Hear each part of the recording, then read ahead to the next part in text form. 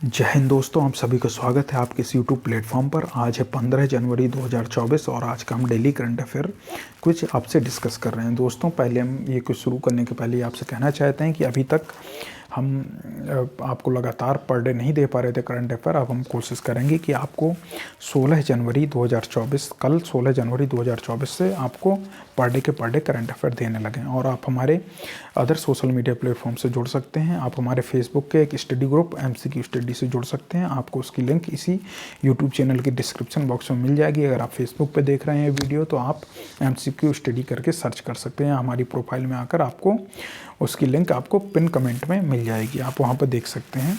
कहीं ना कहीं आपको उसकी लिंक हमारी प्रोफाइल में ज़रूर मिल जाएगी। और आपने अगर अभी तक हमारे इस YouTube चैनल को सब्सक्राइब नहीं किया तो प्लीज़ सब्सक्राइब करिए। आप सब्सक्राइब करेंगे और आपका अगर सपोर्ट मिलता रहेगा तो हमें भी मोटिवेशन मिलेगा आपके लिए डेली करंट अफेयर लाने के लिए, वीकली करंट अफेयर लाने के लिए और मंथली करंट अफेयर लाने के लिए। इसके अलावा और भी सब्जेक्ट हम कोशिश करेंगे आपके लिए ला सकें, जैसे इतिहास, भूगोल वगैरह हम आपके लिए ला सकें और कुछ भी ला सकें। तो आप सभी अपना सपोर्ट ज़रूर दिखाइए। सबसे पहले हम ये देख लेते हैं कि 15 जनवरी को क्या मनाया जाता है। पहला क्वेश्चन शुरू करने से पहले 15 जनवरी को क्या मनाया जाता है। 15 जनवरी को आप सभी जानते हैं कि 15 जनवरी को इंडियन आर्मी डे मनाया जाता है। भारतीय जो सेना दिवस है वो 15 जनवरी को मनाया जाता है। अब आप लोग को कमेंट सेक्शन में बताना है कि 15 जनवरी को ही इंडियन आर्मी डे क्यों मनाया जाता है। ऐसा क्या था जिस वजह से 15 जनवरी को इंडियन आर्मी डे मनाया जाता है। मतलब भारतीय सेना दिवस 15 जनवरी को ही मनाया जाता है।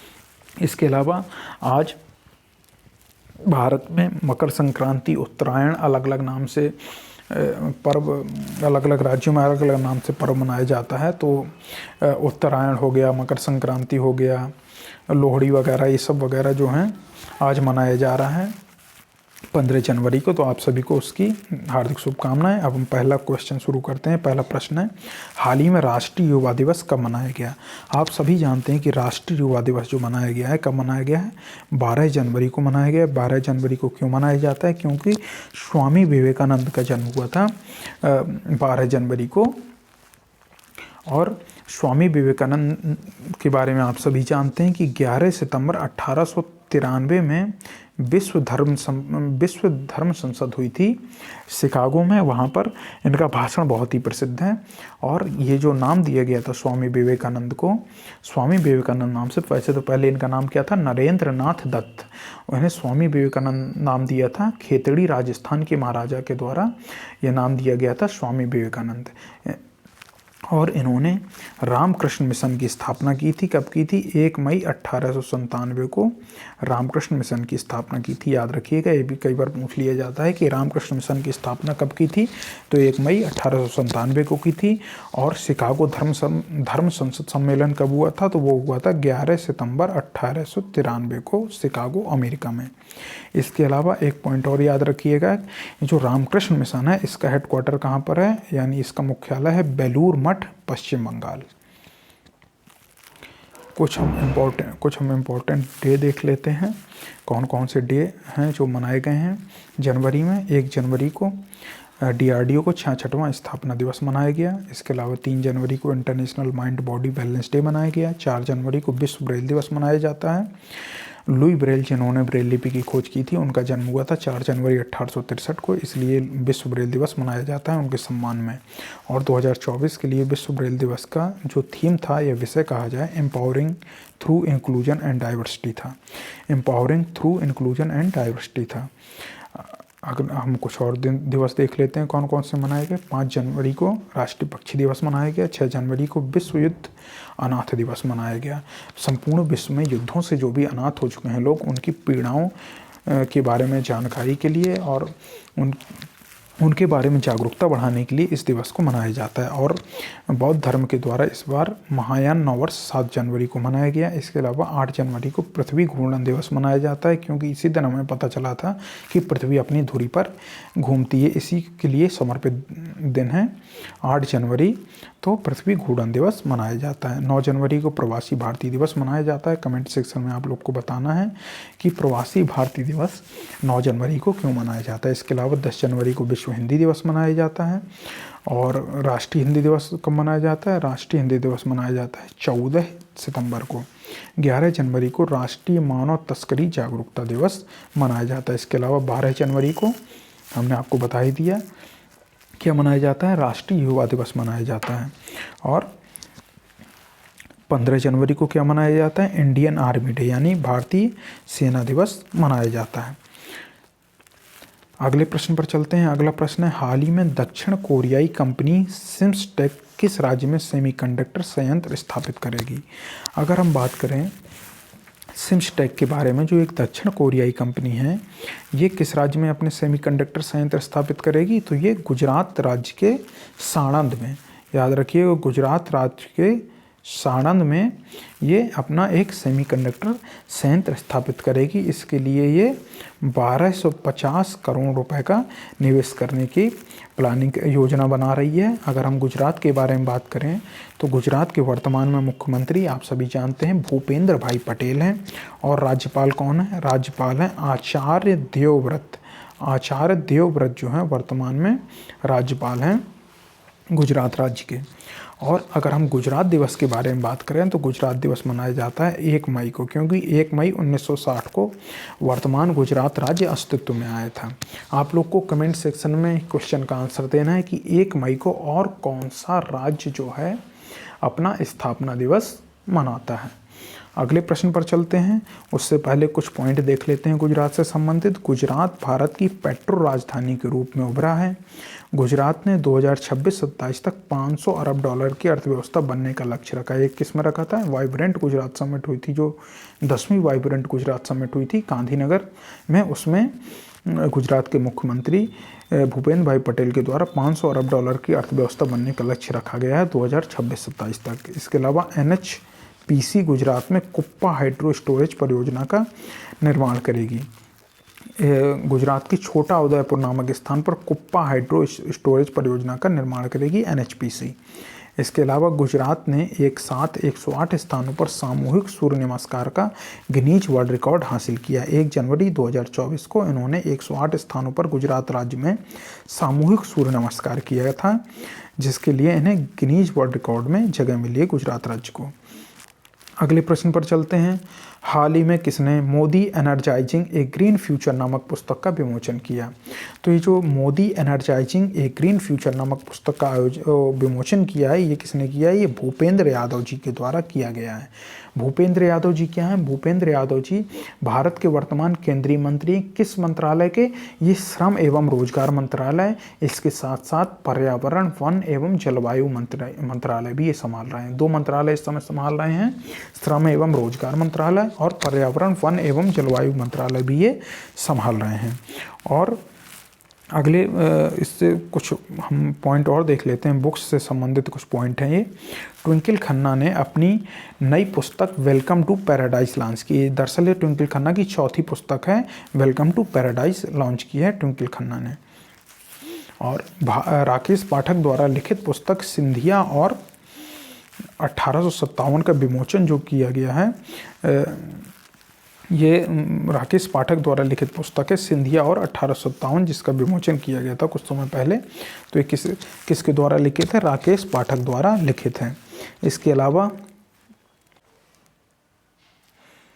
मनोज सिन्हा जी ने भी एक warriors on wheelchair to Padma Shri नामक एक पुस्तक लॉन्च की है।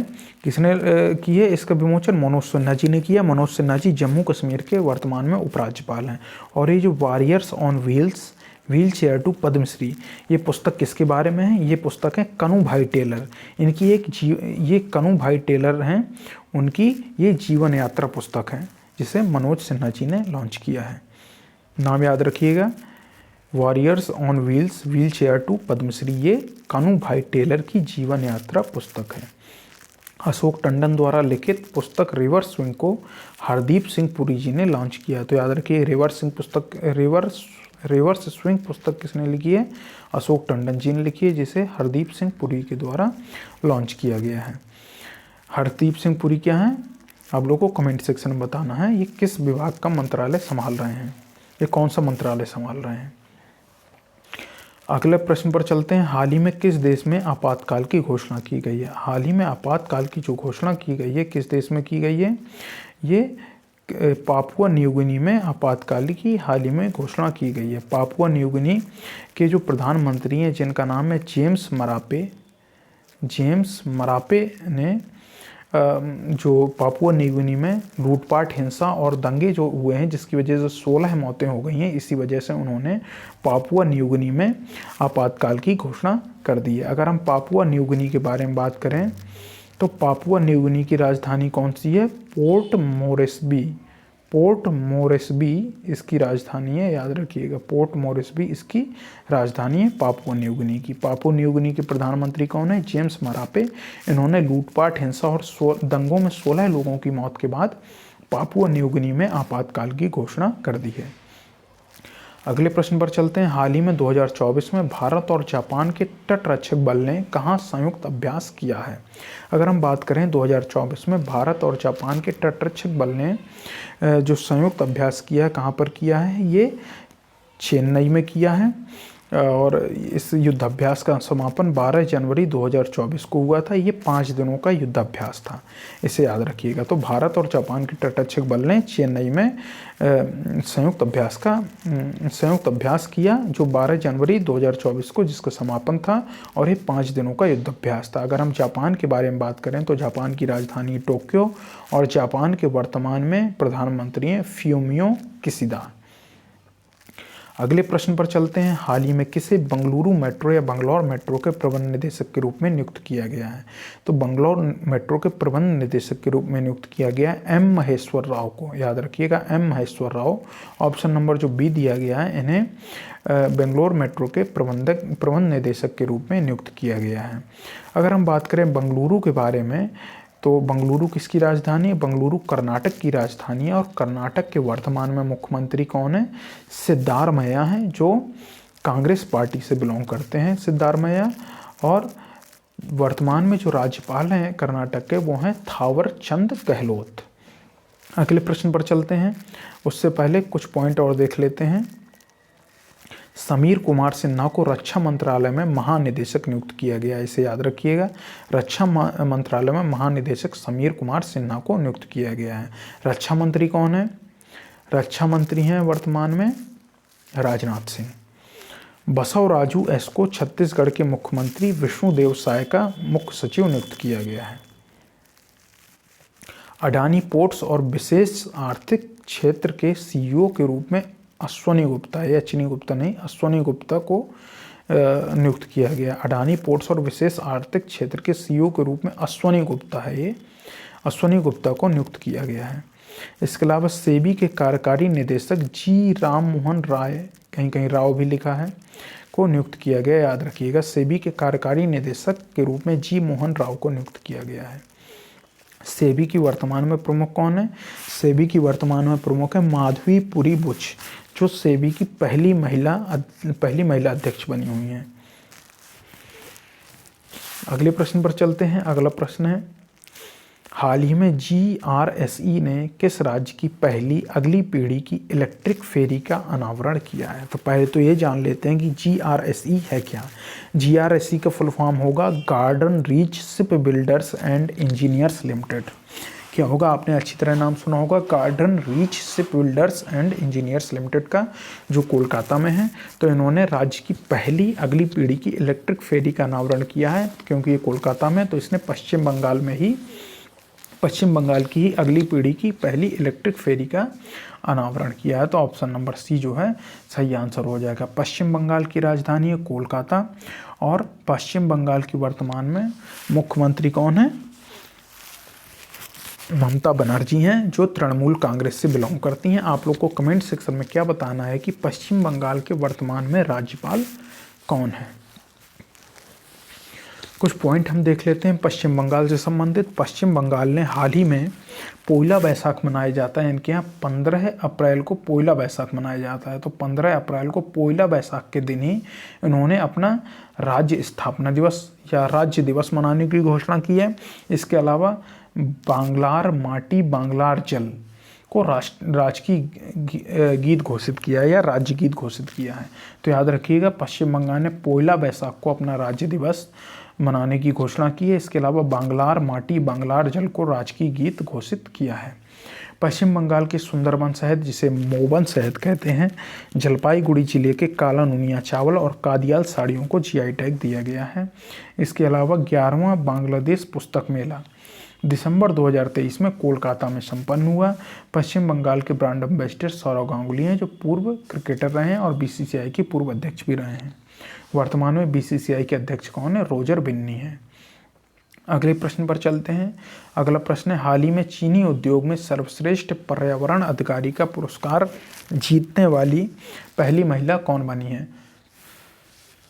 पर्यावरण अधिकारी का पुरस्कार जीतने वाली पहली महिला जो बनी है चीनी उद्योग में, वो बनी है ऑप्शन नंबर ए, इसका राइट आंसर हो जाएगा दीपा भंडारी जी।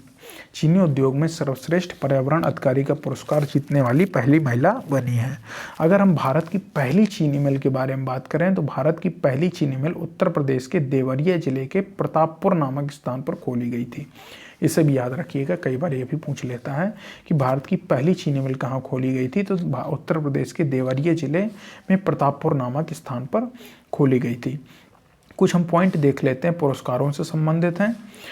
प्रसिद्ध बंगाली लेखक शीर्षेंदु मुखोपाध्याय, एक बार फिर से, प्रसिद्ध बंगाली लेखक शीर्षेंदु मुखोपाध्याय को राष्ट्रीय कुवेंपु पुरस्कार 2023 मिला है। याद रखिएगा, राष्ट्रीय कुवेंपु पुरस्कार 2023 किसे मिला है? शीर्षेंदु मुखोपाध्याय को, जो एक बंगाली लेखक हैं। इसके अलावा MS स्वामीनाथन पुरस्कार से BR कंबोज को सम्मानित किया गया है। BR कंबोज वर्तमान में चौधरी चरण सिंह कृषि विश्वविद्यालय हरियाणा के कुलपति हैं। इसरो के जो एक वैज्ञानिक हैं VR ललितांबिका को फ्रांस के सेवेलियर पुरस्कार से सम्मानित किया गया है।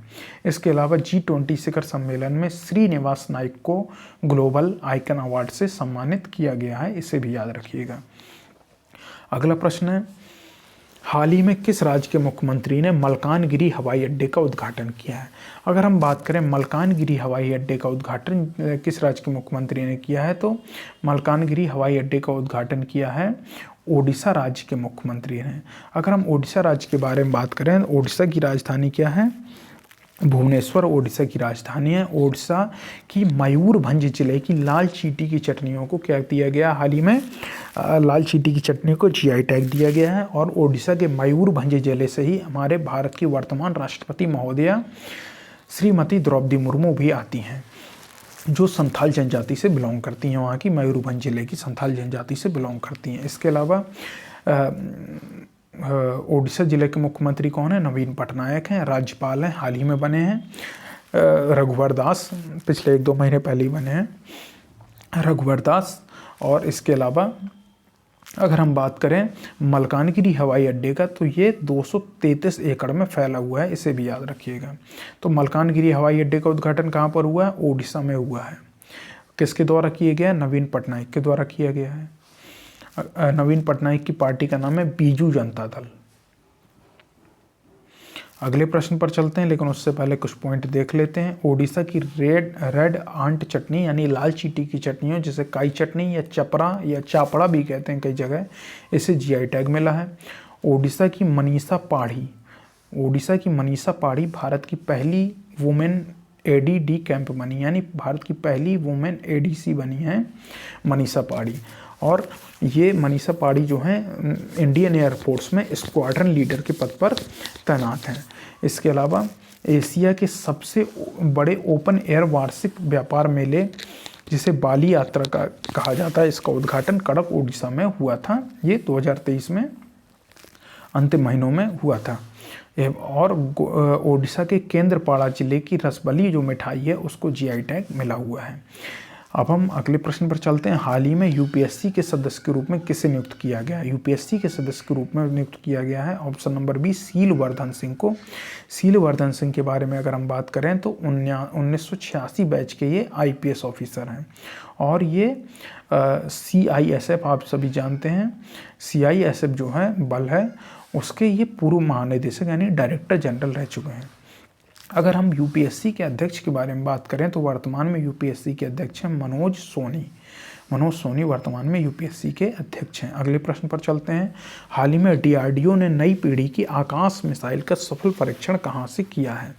तो डीआरडीओ ने अपनी नई पीढ़ी की आकाश मिसाइल का जो सफल परीक्षण किया है वो ओडिशा के चांदीपुर रेंज से किया है। ओडिशा की चांदीपुर रेंज से अपनी आकाश मिसाइल का सफल परीक्षण किया है, याद रखिएगा।